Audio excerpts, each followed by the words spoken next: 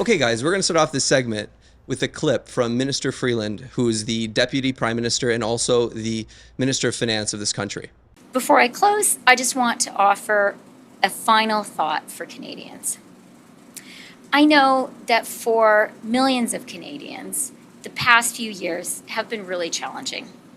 We've been through a global pandemic, the deepest recession since the Great Depression, and then a surge of inflation caused by the pandemic and Vladimir Putin's illegal invasion of Ukraine.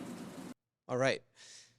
Anthony, what do you think about Minister Freeland's claim that the inflation was caused by, obviously, the pandemic and what is going on right now? So I didn't see the whole clip, but what I would say is we missed a very important part, and that would have been major supply chain issues. The fact that if there's 10 microchips and 30 companies need one of those microchips, cost through the roof. That was a huge contributor to inflation. The fact that you couldn't buy a car on a lot because all the lots were empty.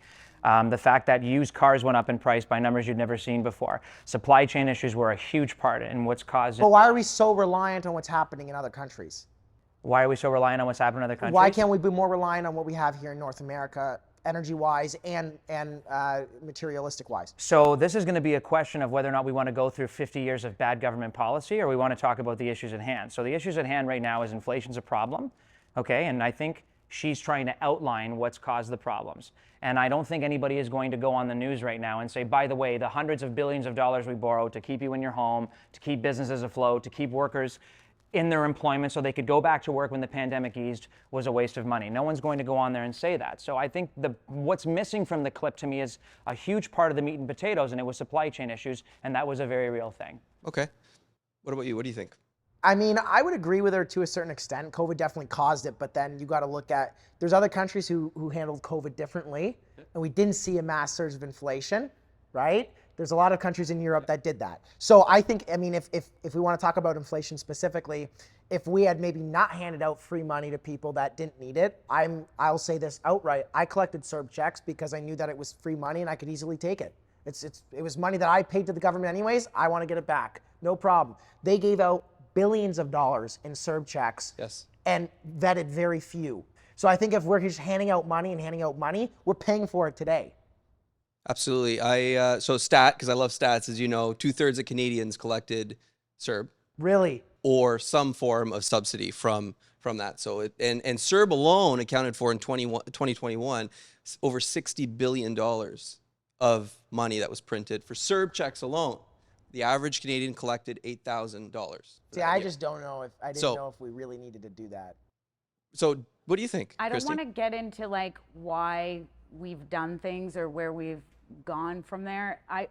The biggest question to me is like, have we ever thought about Canada just being one of the newer countries on the global scale, and that we do need time to get to all these places of perfection that we're holding our country against? Like, we're constantly comparing ourselves to countries that are just ahead of us because of time and population and the ability to have the infrastructure they do because of time, and we just haven't been around long enough. Interesting point. Cities were built in Italy, and I mean, they use them today, but they were built 500 years ago. They've just revamped them a little bit. I guess I didn't think about that. It's a good point. It's a good point.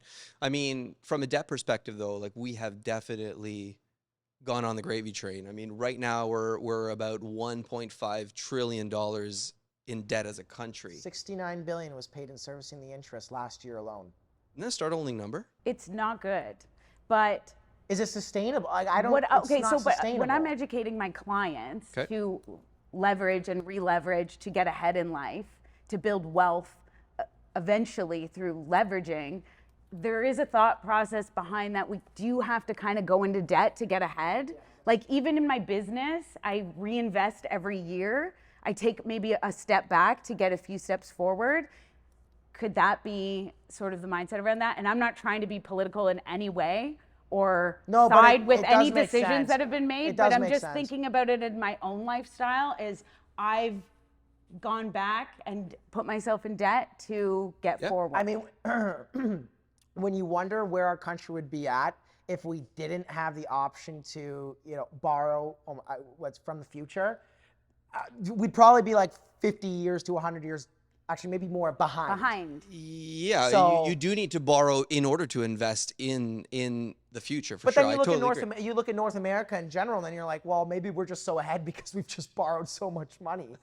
Like that's another concern. Both of what they said is right. You have to take risks. You have to go into debt to make money.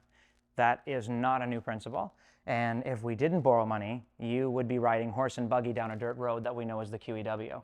So you need to borrow money. No, it wouldn't be the Yes. QEW. Yeah, no, it would be the dirt road of like Queen. the, what is it called? The dog and pony expressway. Yeah. So you need to borrow, you need to go into debt, but that's for people who are willing to take risks. And are you risk adverse or are you not? So Well, do you we should want to be take taking those risks. chances? Do you want to take those chances with assets, or do you want to do what other generations have? I grew up in a generation where it was save your money, save your money, save your money, save your money. To do what? To look at it?